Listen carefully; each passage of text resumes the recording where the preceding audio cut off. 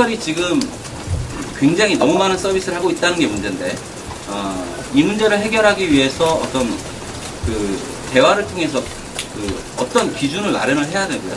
그러니까 그런 기준은 업계 자율로 해야 되는데, 자율이 원활하게 운영되기 위해서는 미래부에서 감시, 그 다음에 정치권에서도 좀 계속해서 관심을 가지고 잘 운영이 되는지 좀 지켜봐 주셔야 된다는 말씀을 드리고 싶고요. 근데 2003년부터 2007년까지 네이버가 짝퉁 컴퓨터를 검색 광고를 시작을 하면서 이렇게 상표권은 컴퓨터하고 컴퓨터 두 가지를 다 가지고 있습니다. 짝퉁 업체 컴퓨터를 하면서 동네에 있는 수리점들 컴퓨터라는 용어를 가지고 광고를 해서 저희가 콜이 들어오는 게 최대 많을 땐 5,000콜. 근데 현재는 지금 한 50콜 정도로 많이 줄은 상태입니다. 네이버의 업무팀장이 하시는 말씀이 마음대로 법대로 해라. 그러면서 법대로 하라고 해서 그 당시 제가 할 수 있는 건 여기 전자신문 2006년 11월 30일자입니다. 거기에 제가 이제 좀 하소연식으로 기사를 냈는 게 시가총액 4조 원대인 네이버가 그 당시 검색어가 19만 원이었어요. 19만 원에 양심을 팔았다라는 기사를 내는 것 외에는 우리가 할 수 있는 방법이 없었어요. 왜냐하면 네이버에다 우리가 광고를 못하거나 이렇게 하면 지금도 검색률이 상당히 높기 때문에 우리가 영업을 할 수 없는 처리가 되기 때문에 그래서 영업을 할 수가 없었습니다. 그 다음엔 처음에는 컴퓨터를 이렇게 나와 있는 것처럼 네이버의 컴퓨터 수리나 컴퓨터를 조회를 해보면 1번부터 10번까지 파워링크입니다. 이게 검색어에 돈을 받는 이게 업체를 해주는데 1번부터 10번까지 다 컴퓨터예요.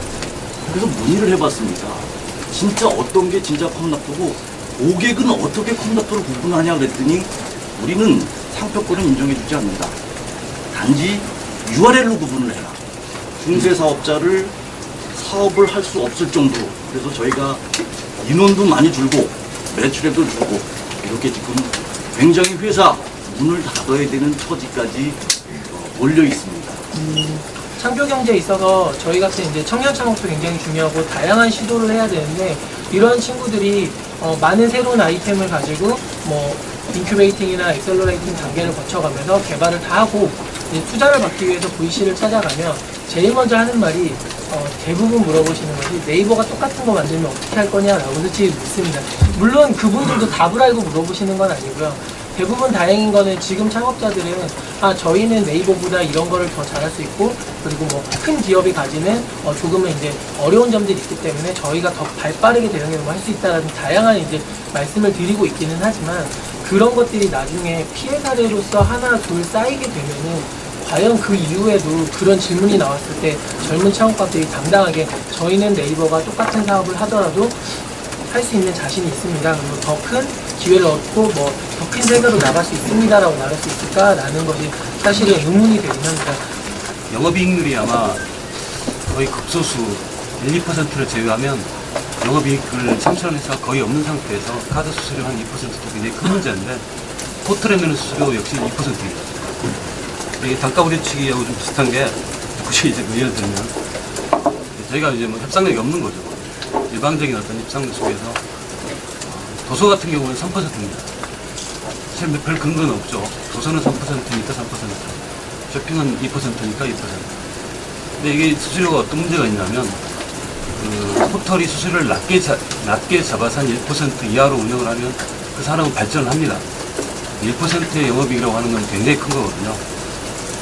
그래서 쇼핑 사업도 아마 상대적으로 낮은 수수료 때문에 지금 굉장히 많은 발전을 이뤘는데 도서는 사실 그 포털이 왜 고유료 수수료를 보수하는지 잘 모르겠는데 도서 시장은 사실 해마다 줄어들고 있습니다.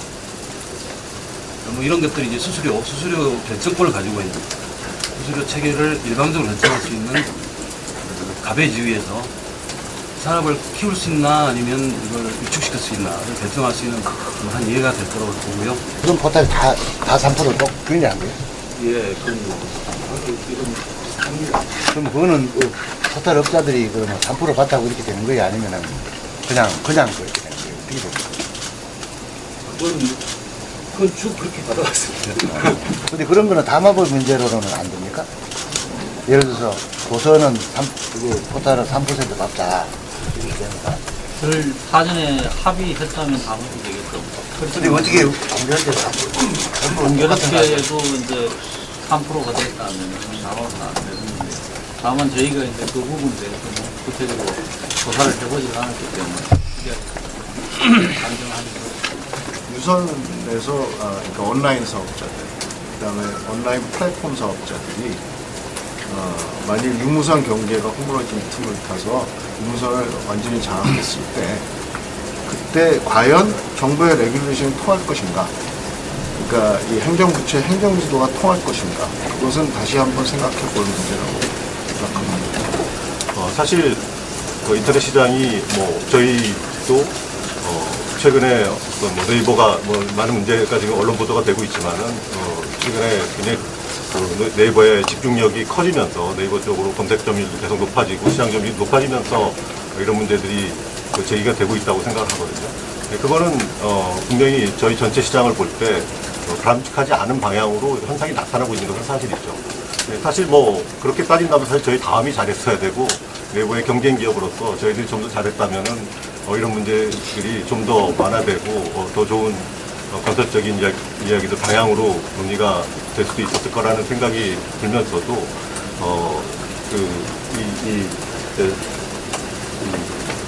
저희가 결국은 이 경쟁 구도 속에서 정말 저희들도 좀 더 노력해서 좀 더 건전한 이 인터넷 시장의 경쟁 구도를 만들어야 된다고 생각을 하고 있습니다. 그런 상황에서 보면 이제 초창기에 검색 엔진을 통해서 많은 사이트들을 접속하고 특히 이제 버티컬 사이트들, 뭐 아까 말씀하신 부동산이나 무슨 의료나 이런 전문 사이트들을 접속하게 되는 경로가 결국은 검색 엔진을 통해서 첫 번째 유입을 하게 됩니다. 그러다 보니 검색 엔진이 가지고 있는 키에는 결국 어떤 사이트의 트래픽을 어떻게 보내주냐는 분배의 문제가 핵심이 됩니다. 그 과정에서 어떤 집중력이 생기다 보니 뭔가 이런 피해나 혹은 독점적인 문제, 그리고 어쨌든 누군가는 피해를 보고 있다는 현상이 지금 사회적인 현상으로 나타나는 건데, 저는 그렇게 생각합니다. 예를 들어서 과거에 우리가 포탈들이 내부의 어떤 사이트의 서큘레이션을 위해서 DB를 만들고 독점적으로 뭔가 구조를 가는 그런 구조가 사실은 처음에 초창기의 생존과 경쟁에 따라서 굉장히 많이 그런 전략을 취해왔던 사실입니다. 예, 그런 부분에 있어서 해가 결국은 검색 엔진의 DB를 확보하기 위해서 서비스를 강화하고, 서비스를 강화하면서 내부 서비스에 DB를 쌓다 보면 또 버티컬 사이트랑 경쟁을 하게 됩니다. 그런 상황에서 버티컬 사이트가 좋고 경영 악화에 직면하고 내부 서비스를 강화해서 또 DB 검색으로 활용하고, 이런 것들이 이제 순환 구조를 가지고 있는 게 포탈의 셈인데, 그런 적인 측면에서 보면 저희들이 좀 최근에 생태계들이 많이 무너진 거에 대해서 책임을 통감할 필요가 있다고 생각합니다. 얘기하는 논조가 뭐냐면은 웹하고 커뮤니케이션이 잘 안 된다. 고압적이다.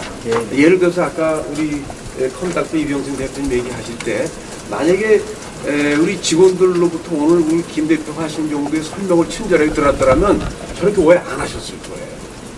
그래서 아마 이분을 계기로 아마 많이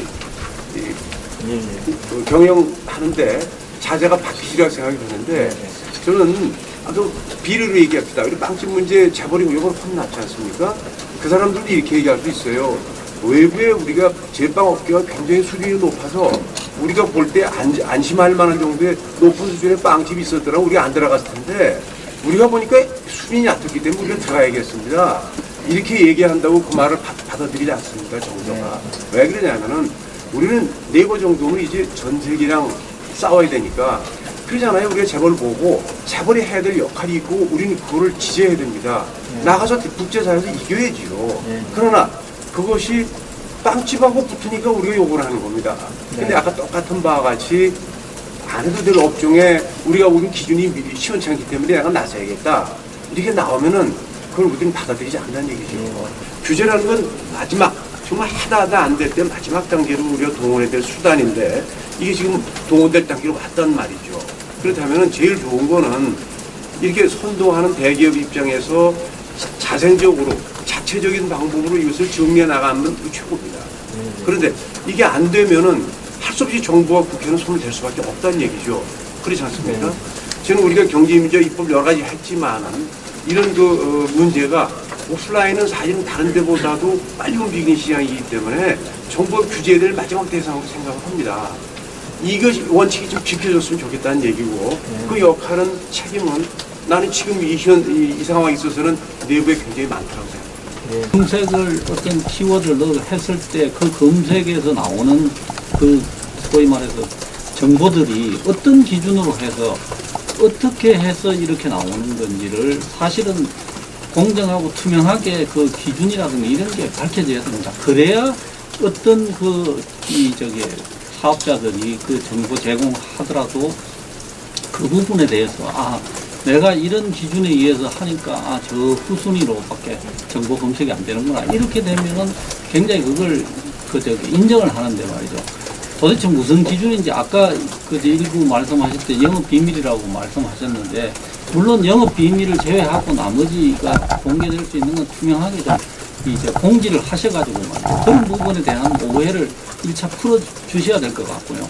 그 다음에 또 한 가지는 이제 아까 그 대표님께서 이제 개선하시겠다고 말씀을 하셨는데 정보하고 광고를 구분해야 됩니다.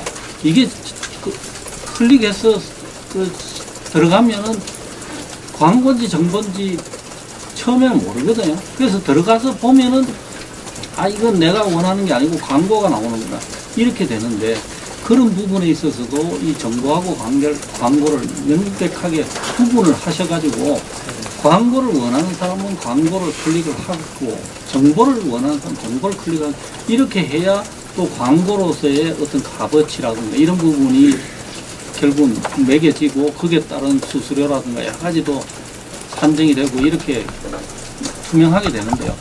이런 것들을 보면 역시 오픈 이노베이션을 통해서 모든 것을 한번 사업을 같이 에코시스템을 형성하겠다라는 기업일수록 이제 건재해 가고 있고 그렇지 않은 기업일수록 어려워지고 있다. 근데 이 부분에 있어서 우리 지금 현재 오늘 어젠다에 있어서도 이제는 오픈 이노베이션을 통해서 우리 다 같이 함께 콜라보레이션 하는 가운데 파일을 넓혀가자. 여기에 저는 결론이 이미 나야 된다고 생각하고 창조경제라는 컨셉도 결국은 다양한 영역에서의 그 창의력이 한 군데를 모아서 꽃을 피울 수 있다. 저는 그렇게 생각을 하고요. 이상으로 새누리당 원내대표단 2013년 민생 탐방 공정과 상생의 인터넷 사업을 위한 현장 간담회를 모두 마치겠습니다. 참석해 주신